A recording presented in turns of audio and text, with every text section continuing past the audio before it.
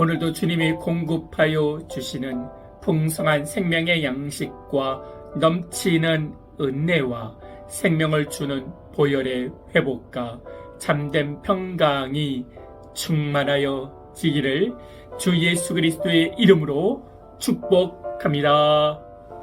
아멘. 오늘 말씀은 이사야 55장 1절 말씀입니다. 오라 너희 모든 목마른 자들아 물로 나아오라. 돈 없는 자도 오라. 너희는 와서 사 먹되 돈 없이 값 없이 와서 포도주와 젖을 사라. 아멘. 얼마 전에 TV에서 부자 되세요. 여러분 부자 되세요 라는 광고가 나온 적이 있습니다. 많은 사람들이 부자 되기를 간절히 원합니다.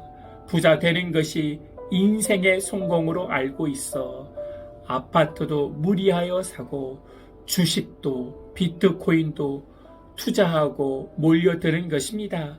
그래서 현대인들이 제일 듣기 싫은 소리가 가난입니다. 그리고 그 가난에서 벗어나려고 열심히 일하는 것입니다. 그러나 예수님께서는 가난한 자는 복이 있다고 말씀하고 있습니다. 예수님께서 말씀하신 가난이라는 단어 헬라어 푸토코스는 약간 아쉽게 느끼는 가난이 아니라 평생 구걸하며 사는 가난을 말해주고 있습니다.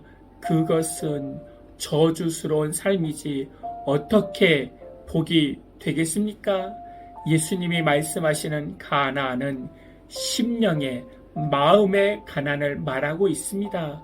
그것은 주님 앞에서 살아가는 그리스도인의 태도입니다.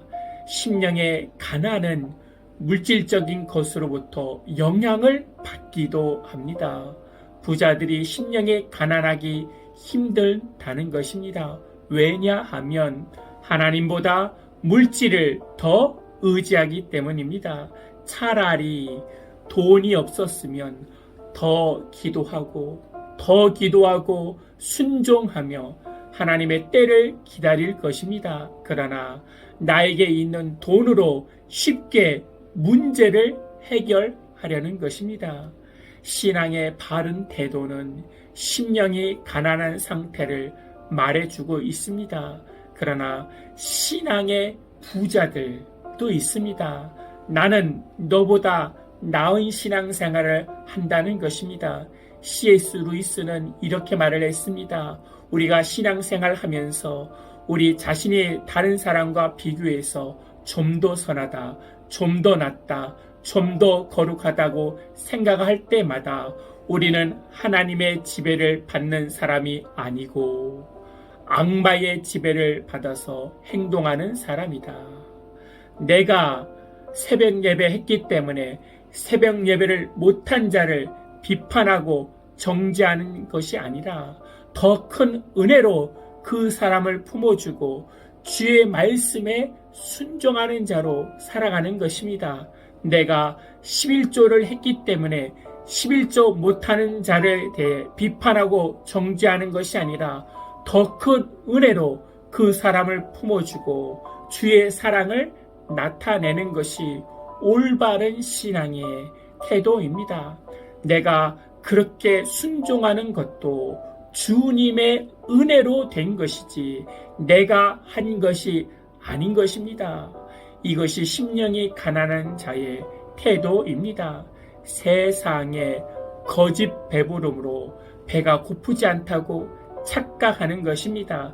세상의 자극적인 탄산수로 목마르지 않다고 착각하는 것입니다. 그래서 예수님을 만나지 못하는 것입니다. 그래서 내가 목마르다고 깨닫는 것이 복이 되는 것입니다. 아, 내가 가난했구나. 깨닫는 것이 복이 되는 것입니다.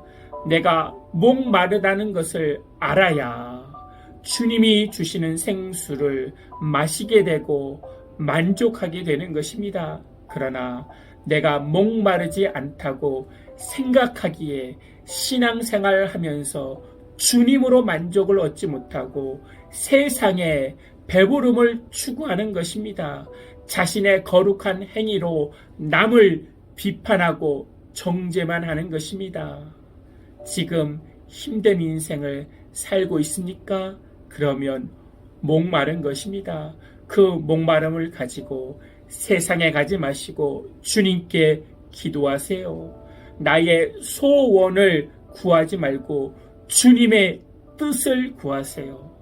나의 소원이라는 욕심이 거짓된 배부름을 찾게 하는 것입니다.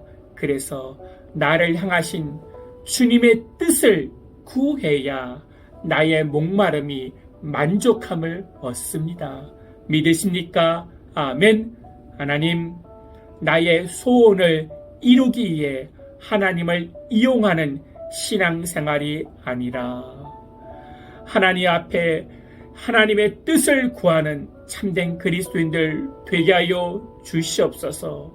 심령이 마음이 가난한 자로 주님 앞에 나아가 구하여 주님이 주시는 생수, 주님이 주시는 만족을 얻을 수 있도록 인도하여 주시옵소서. 나의 거룩함으로 남을 비판하고 정죄하는 사단의 도구로 쓰임받지 않게 하여 주시옵소서. 주 예수 그리스도의 이름으로 기도하옵나이다. 아멘. 이제는 우리 주 예수 그리스도의 은혜와 만극하신 하나님의 사랑과 성령님의 내주 교통 충만케 하심이 이제부터 영원토록 함께할지어다. 아멘.